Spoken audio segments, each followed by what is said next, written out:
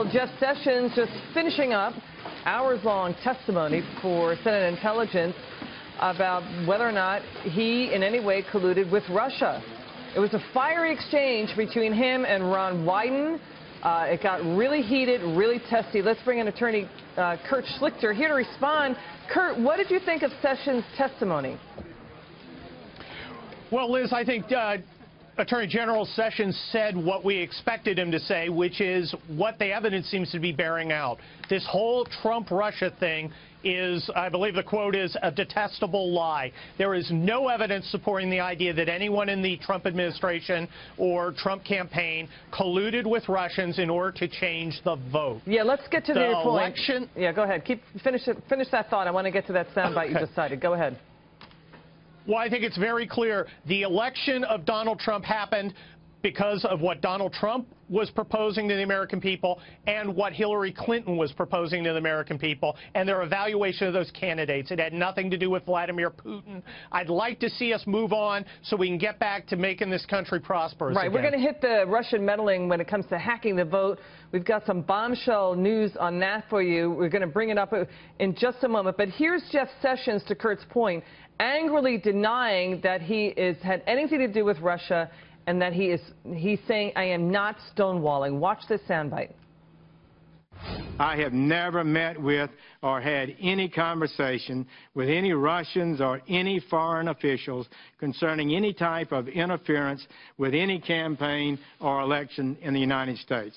Further, I have no knowledge of any such conversations by anyone connected to the Trump campaign. The suggestion that I participated in any collusion, that I was aware of any collusion with the Russian government to hurt this country, which I have served with honor for 35 years, or to undermine the integrity of our democratic process, is an appalling and detestable lie.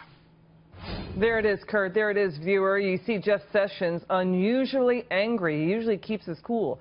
He was visibly angry there. And by the way, Kurt, this testimony came on the day that news broke that Russia may have hacked into 39 electoral systems across the country during the campaign last year. We don't know if they changed the vote. We don't know if they changed the voter rolls. Very serious stuff happening right now, Kurt. Go ahead. Well, absolutely, Liz. Look, I am an old hand at not appreciating the Russians. I was in the Cold War station in West Germany. I helped train Ukrainians when I was still on duty before I retired as an Army colonel. As a trial lawyer, I like to look at a witness's demeanor. And the demeanor of Jeff Sessions was one of a witness who is being accused of something false. His anger was appropriate. His anger was heartfelt. I think he made a compelling case. That doesn't mean that we don't need to look into what the Russians are doing. The Russians have always tried to undermine the United States and all its other geopolitical opponents. But this is getting to... We can't do that at the cost of good men like him. Kurt, I understood. I hear what you're saying about Jeff Sessions.